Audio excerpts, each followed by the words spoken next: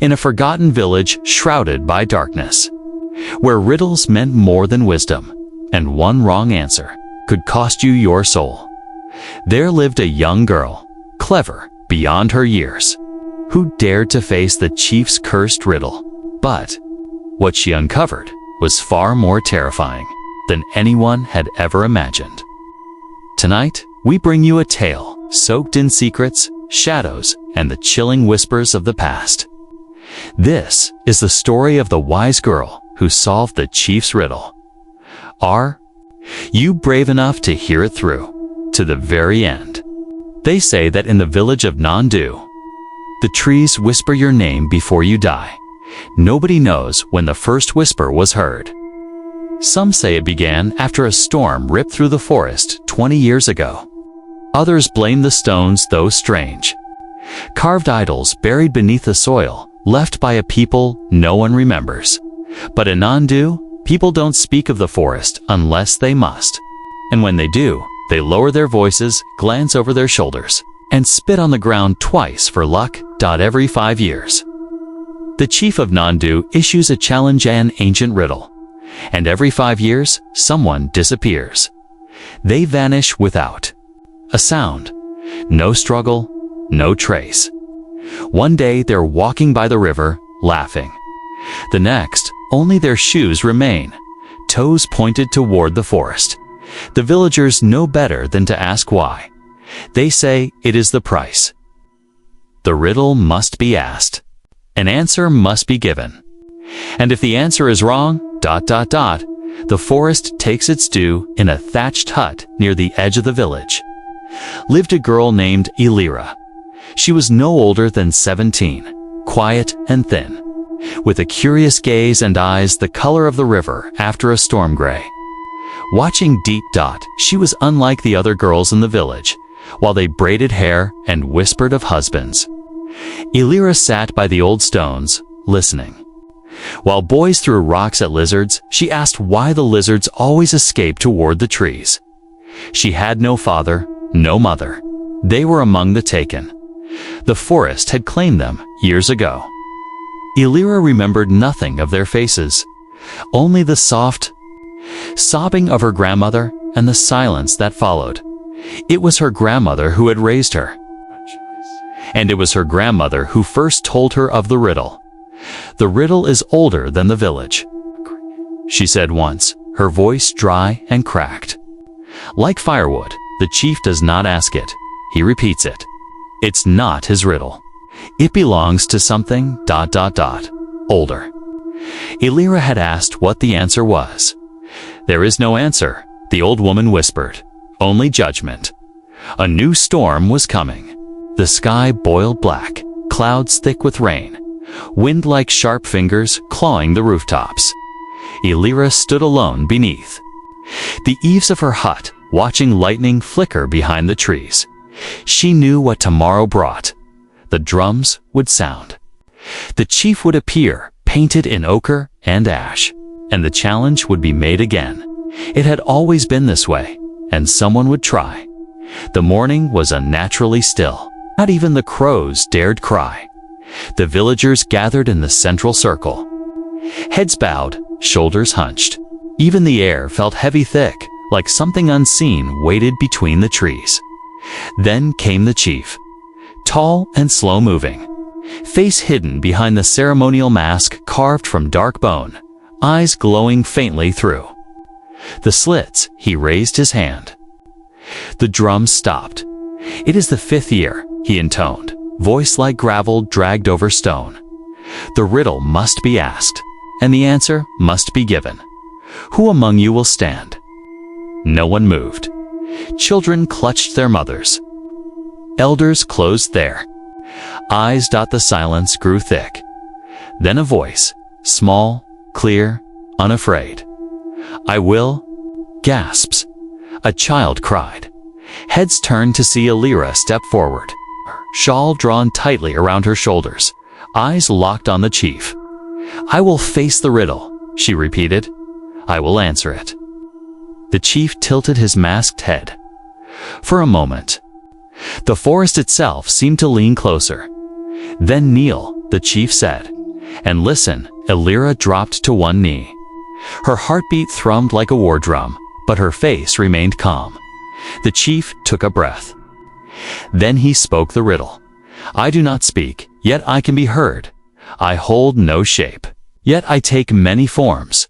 I touch all who walk beneath sky or stone, yet no hand may grasp me. What am I?" The wind rustled the trees. Illyra said nothing. The chief stepped. "Back at sunrise," he said. "You must speak your answer, or the forest will speak for you." She wandered through the empty paths, mind spinning. What had he meant? She whispered the riddle to herself over and over, dissecting each line. She thought of water, of time, of smoke, of wind. All made sense. All made none. Yet deep in her chest, something itched. A memory. ... Hers. Her grandmother's voice. "It's not a riddle. It's a key, but not to a door." That night, Illyra did not sleep. She sat by the old stones behind her hut, the ones with faint carvings, worn by wind and years. She placed her hand upon one and closed her eyes, and for the first time in her life, ... she heard the forest breathe. The night stretched long and cruel, wrapping its dark arms around the village of Nandu. Illyra sat still beside the stones, her breath clouding in the chill, eyes fixed on the faint carvings worn into the rock. They were old, so old the moss had grown around their lines like a second skin. She had passed them all her life, but never truly looked. Now, they looked back. As the wind sighed through the trees, a question lingered in her mind: who first spoke the riddle? And why? Long before the sun crept over the horizon, Illyra sought the only one left who might know the truth. Elder Mako. He was nearly blind now. His eyes cloudy with age, but his mind was sharp as flint. He sat cross-legged inside a hut, thick with old smoke and hanging bones, a shrine to memory and things forgotten. When she entered, he did not ask why. He only said, "You heard the riddle, didn't you?" She nodded. "You shouldn't have stepped forward," he said. "But then, maybe you were meant to." She asked him where the riddle came from. Mako was silent a long time. Then, in a low voice that trembled like the flame of his oil lamp, he began, "Before there was a village here, before there was a chief, this land was not land at all, it was a mouth. A great darkness lived beneath the trees. It had no name, for names are gifts, and this thing did not give it, only took. It whispered promises, fed the minds of men. It showed them dreams, then devoured the dreamers. A pact was made, long ago. One riddle every 5 years. One answer. One chance. If we solve it, we are spared. If we fail..." He trailed off. "We forget the ones we lose. Not just their bodies, their names, their laughter. As if they were never here at all." Illyra felt cold seep into her bones. "And the chief?" she asked. "The chief is the voice," Mako whispered. "He does not rule, he recites. That mask he wears isn't for ceremony. It's so the darkness won't recognize his face." The sun had just begun to rise, but the warmth of daylight felt far away. Illyra passed children playing, none of them noticing her, as if she were already fading. She felt the weight of the riddle bearing down on her. It was more than a puzzle, it was a key, like her grandmother had said. A lock keeping something ancient at bay. She had until the next sunrise. The villagers avoided this place where the trees bent unnaturally, and roots curled like reaching hands. They called it Zuarani, the forgotten ground. Illyra crossed the grove with careful steps. She knelt beside a circle of stones 12, all cracked. A 13th lay shattered, its pieces lost in the underbrush. This, she knew, was where the first challenger was said to have stood. They say she was brave. A voice called from behind. Lyra turned. A boy, maybe 15, quiet, thin, watchful. His name was Talu, the potter's son. My brother tried last time, he said. 5 years ago, they called him brave too. I'm sorry, Alira whispered. Talu shrugged. Ow! But his voice dropped. They don't talk about him now, even my mother. She doesn't remember his name. That's the curse, Alira said. The forgetting? He nodded, then hesitated. He said something before he left to answer the riddle. Something strange. What? She asked. He said, it's not the riddle that matters. It's the one who listens. That night, Alira returned to where her grandmother was buried under a crooked tamarind tree. Far from the others. What do you see when you close your eyes? Ah! She whispered into the night. Because when I close mine, I hear it. She paused. It's not a sound, not a voice, more like a pull. Like something's watching me, but not from outside. She ran her fingers through the dirt. I think the riddle wants to be solved, but not so it can end, so it can begin again. A branch cracked behind her. She turned nothing, only the wind, but her gut twisted because for a second, just a second, the shadows between the trees looked like a face, watching, smiling that evening. She knelt by the fire outside her hut and drew the riddle into the dirt, line by line. I do not speak, yet I can be heard. I hold no shape, yet I take many forms. I touch all who walk beneath sky or stone, yet no hand may grasp me, she whispered. Them aloud, over and over.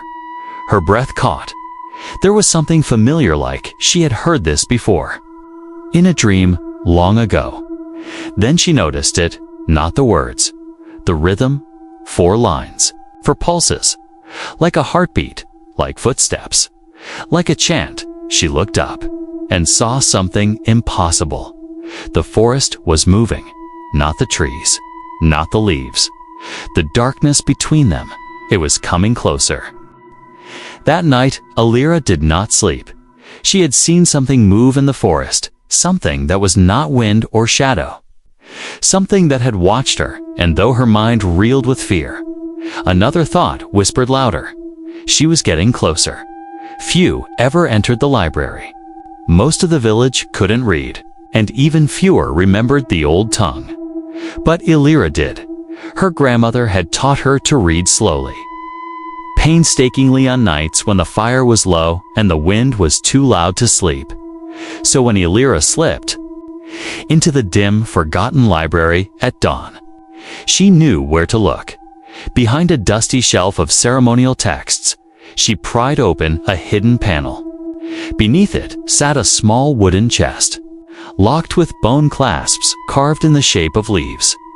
Inside were scrolls, old ones, records of past riddles, names, dates, and something else, drawings. Back in her hut, Alira unrolled the parchment carefully. The ink was faded, script winding like roots. Each scroll followed the same pattern, a name the Yara version of the riddle, the answer attempted down then. A blank space where their fate should have been she, read them aloud. Wind, echo. Memory, time. All wrong, all erased. But one scroll far older than the others was different. No name, no date. Only the riddle carved again and again, like a chant. And beneath it, in a child's shaky handwriting, the answer is not a word. It's a wound. Alira stared. What did it mean? In a quiet hut on the village edge lived the weaver, an old woman who hadn't spoken in years, but remembered everything. They said her mind held stories like threads. And sometimes, if you brought her a piece of string, she'd trade it for a truth. Alira brought 3. The weaver took them without a word, tying them into knots, each tighter than the last. Then she beckoned Alira close. She pointed to Alira's chest, then to the riddle, which Alira had written on a scrap, then to the air, and finally, she blew just one breath. But in that moment, Alira understood. The riddle wasn't about sound, or shape, or even spirit. It was about presence, about something that cannot be held, Because it holds you. That evening, Elira returned to the edge of the woods. Not the forbidden grove deeper. She followed the path no one used anymore, marked by stones, too small to notice unless you knew what to seek. The forest whispered around her. Leaves twitched. Birds refused to sing. Then, suddenly silence. Not quiet. Silence. As if the world had taken a breath and never let it out. She stepped into a clearing. At its center stood a tree twisted and blackened, with symbols carved all the way up its bark. Names. Dozens. Each name carved beside a single line, failed. Elira's hand trembled as she reached up. But then she noticed something odd. One line had no name, no carving, just a blank space. And beneath it, a small symbol, the same one her grandmother had worn on her necklace. The one buried with her, Elira. Staggered back, her grandmother had stood here. She had answered, and yet she had survived. That night, Elira dreamt of the tree, but it was not dead. It breathed, its bark pulsed like skin. The names shimmered and moved, reshaping into eyes. And it spoke not in words, but in sensation. She felt the riddle inside her, felt the hunger beneath it, felt ... herself fading, and a single word echoed through her skull. Remember?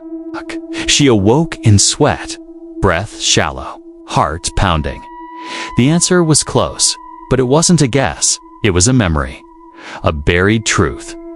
The sun rose slow, red as blood. The village gathered again. Elira stood alone in the circle, eyes shadowed, scroll clutched in hand. The chief emerged once more, his mask darker now, almost wet. "Speak your answer," he intoned. The village held its breath. Elira opened her mouth and then closed it. Because she knew it. Now it wasn't something you could say. Not out loud. The riddle was not meant to be spoken. It was meant to be understood. She stepped forward, she knelt, and in the ancient tongue, only a few remembered. She whispered not an answer, but a name. Her grandmother's. For a moment, nothing happened. The chief tilted his head. The villagers watched, and then the trees moved. Not with wind, but with purpose, as if something behind them had taken a breath and decided not to come. The chief dropped to his knees. The villagers wept, because this time, ... the girl had not vanished. She had been heard. The village celebrated. They cheered and wept, singing Elira's name, lifting her onto their shoulders. For the first time in memory, no one had vanished. The chief had nodded, then disappeared into his hut without a word. Elira had answered. The riddle had been solved, and yet her chest was heavy. It didn't feel over. If anything, it felt like something had started. In the days that followed, something was off. The air felt too still. Animals stopped crossing the paths. The birds no longer returned to their nests. And the old stones behind her hut where she used to hear the forest breathe had grown cold. Silent, worse. People changed. Children laughed louder, but their eyes never blinked. The baker, once kind, stared at Elira when she passed, his grin too wide, his face too still. It was as if the village had been ... rewritten, not healed, replaced, desperate. Elira returned to the chest of scrolls. She searched for her grandmother's story, for anything that could explain what she had awakened, but the scrolls were gone. All of them, in their place, sat a single note. The riddle was never meant to be solved, only endured. It was signed, Mako Elira, ran to the storyteller's hut, but the fire was out. The bones had fallen. Mako was gone. His bed was still warm, and in its center sat a strange, black stone, smooth, carved, pulsing faintly like a heartbeat. She picked it up, then the world shifted. She stood not in the village. Beneath it, below. The roots stopped below the stones, in a place older than memory. Carvings covered the wall, scenes of sacrifice, of masked chiefs offering names to a creature without form. A darkness made of hunger. The riddle had never been a protection. It was a contract, each time it was asked. The village paid with fear. The forest fed on it. And when someone answered it correctly, when they truly understood it, that was the signal that the door could now be opened. The forest wasn't trying to stop them. It was waiting for a key, and Alira had turned it. She awoke, gasping, the black stone still in hand. The chief stood in her doorway. No mask, just his face, hollow-eyed, tired, ancient. "You were never meant to succeed," he said. "Only to try, to keep the cycle going." "I broke the curse," Alira said. "No," he whispered. "Oh, you fulfilled it." He stepped forward, and the walls of her hut melted into shadow. The village twisted and reshaped. Huts became trees. People became echoes. And the chief, became something else entirely. Tall, too tall. Limbs unfolding like branches. Eyes too many. Teeth like white roots. "We were only its stewards," it said. "You were the vessel." Alira tried to run, but the black stone pulsed in her palm, burning cold into her skin. She fell. Memories flooded her grandmother's. Silence, the riddles, the dreams, the truth. She hadn't survived the riddle. She was the riddle. Her life, her name, her choices, they were all shaped by it. Prepared by it, she hadn't solved it. She had become the next voice, the next chief. The darkness didn't want to. And it needed a new speaker. Someone clever, someone brave, someone wise, and now she understood everything. The riddle wasn't just a test, it was a seed, and she had bloomed. The village was quiet again, new, rebuilt. The carvings had returned. The sky was clear, and on the 5th year, the drums echoed once more. A new chief stood at the center. She wore a dark mask carved from bone and wood. Beneath it, gray eyes stared out, eyes like a storm. The riddle must be asked, the chief said, and an answer must be given. "Who among you will stand?" A small boy stepped forward. His hands shook. His voice trembled. "I will." The chief knelt. Her voice, Alira's voice, was calm, quiet, and endless. She spoke the riddle, and far beneath the village, something smiled. And so, in a village where darkness once ruled and riddles devoured the living, one girl, armed not with weapons or warriors, but with wit and courage, stood against an ancient terror. She didn't scream, she thought. She listened, and in the silence between words, she found the truth. Not all monsters are beasts. Not all riddles are games. And not all heroes wear cloaks. Some simply carry questions no one else dares to ask. The chief's riddle was more than a curse. It was a test of fear, of faith, of mind. And it was the wise girl who proved, even in a world full of screams and shadows, the quiet voice of reason can tear down the darkness. So when your village whispers, when the moon hides, when riddles come wrapped in nightmares, remember her. Remember the girl who answered death with wisdom.